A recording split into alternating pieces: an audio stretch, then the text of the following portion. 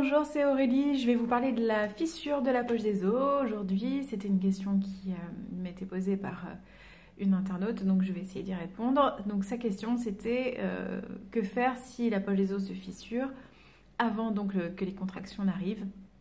Donc pour une grossesse qui à terme, hein, donc après 37 semaines d'aménorrhée.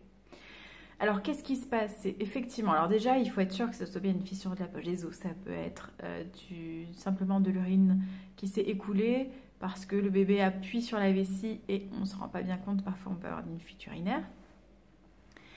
Ça peut être aussi simplement des sécrétions vaginales, hein, les sécrétions changent tout au long de la grossesse et elles sont aussi plus importantes et plus fluides en fin de grossesse, donc on peut se tromper aussi.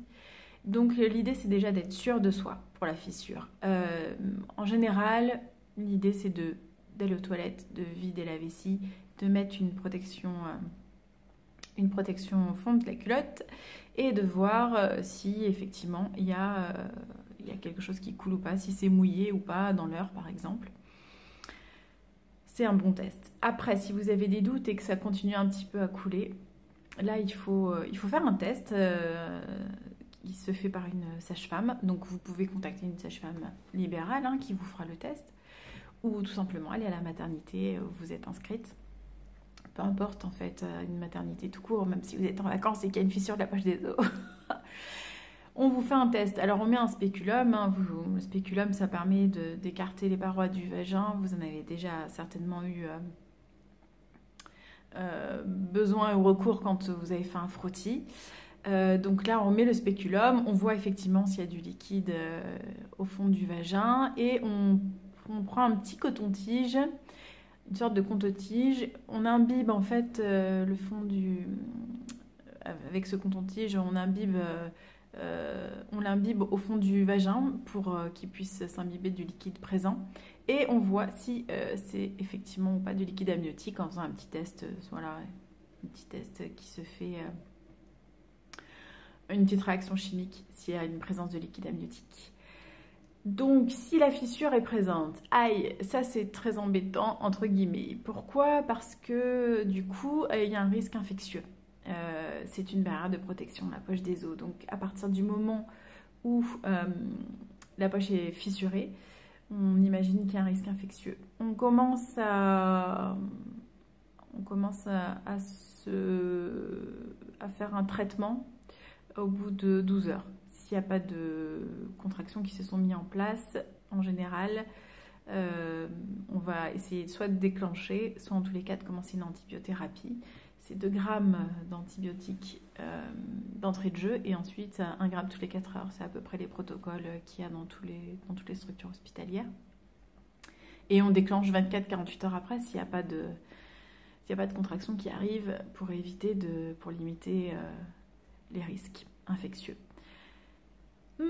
C'est très embêtant ces antibiotiques et la question qui m'était posée c'était justement comment éviter un déclenchement et tous ces protocoles médicaux. Si j'avais une solution meilleure que celle-ci, je vous assure, je vous la donnerai.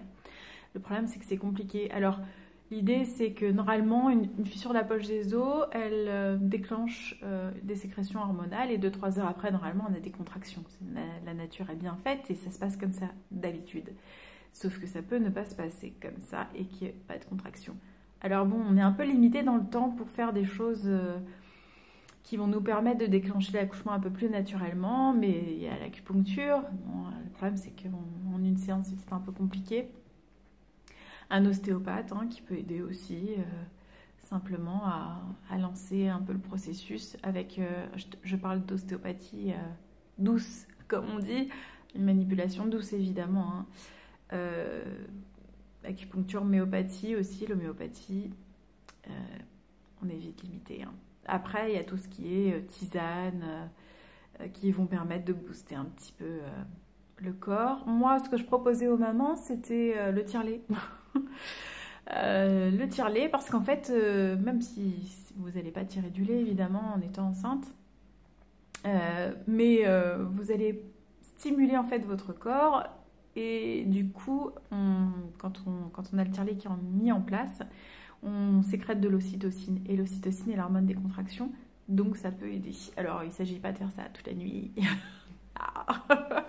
Mais 10 minutes, un quart d'heure à chaque sein, et puis vous renouvelez l'opération 1 heure après pour voir ce que ça donne.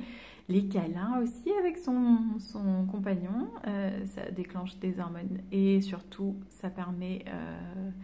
dans le sperme, il y a des hormones qui vont permettre aussi éventuellement de déclencher l'accouchement.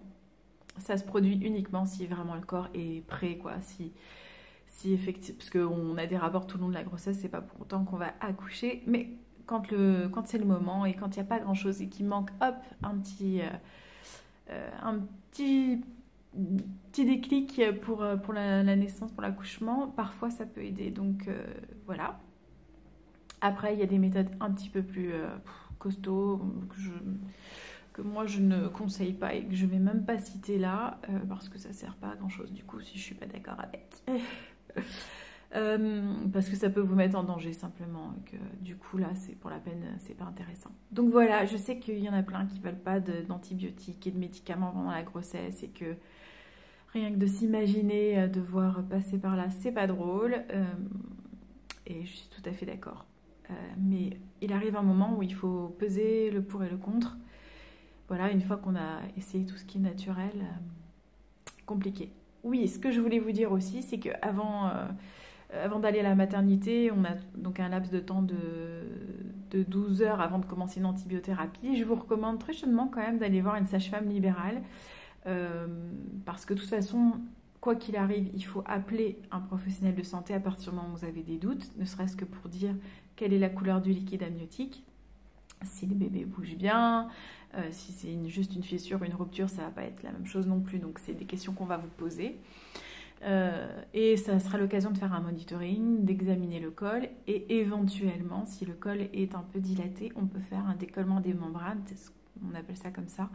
Ça fait un peu peur, dit comme ça d'ailleurs, mais si votre col est un peu dilaté, un peu ouvert, on peut passer un doigt et le décollement des membranes, en fait, c'est plus une stimulation des membranes. Hein. C'est-à-dire que la poche des os, hop, qui est levée là à l'entrée du col de l'utérus, et ben, on va passer le doigt et on va tourner autour simplement pour stimuler, c'est pour ça que ça décolle, entre guillemets, les membranes de la paroi.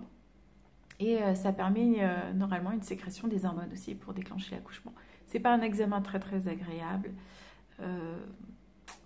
mais bon, des fois ça se tente, il faut voir la situation. Donc avec votre sage-femme libérale ou en maternité. Voilà, j'espère que j'ai répondu et je suis désolée de ne pas avoir de meilleures solutions à proposer. C'est vrai que c'est un peu particulier cette fissure de la poche des os avant le travail. C'est un scénario qu'on préfère éviter, mais quand ça arrive, voilà. On n'y est pour rien après. Si ça vous arrive, ne vous morfondez pas. Il y a des choses qui doivent se passer comme elles doivent se passer parfois. Il ne faut pas non plus... Je sais qu'on parfois on peut s'éloigner un petit peu du projet initial qu'on avait pour la naissance, pour l'accouchement, mais en même temps, les choses ne se passent pas complètement au hasard, mais il y a peut-être une raison pour laquelle, et ben, hop, ça se passe comme ça. Et donc vivez-le quand même à fond. C'est la naissance de votre bébé, chaque naissance est sacrée, peu importe comment ça va exactement se passer et si c'est éloigné de vos désirs au départ. Vous allez vivre quand même un moment, faites en sorte que ce moment soit un moment de bonheur. Vous ne focalisez pas trop sur effectivement ce non-désir d'être déclenché, etc. Parce que sinon on se bloque. Et si on se bloque, bah alors là c'est pire. Hein. Donc on lâche, on abandonne, on lâche prise. Les choses, si elle s'est fissurée, cette poche des os, c'est peut-être parce que il fallait, voilà.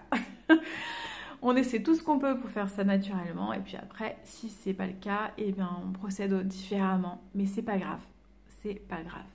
Voilà, je vous embrasse, à bientôt.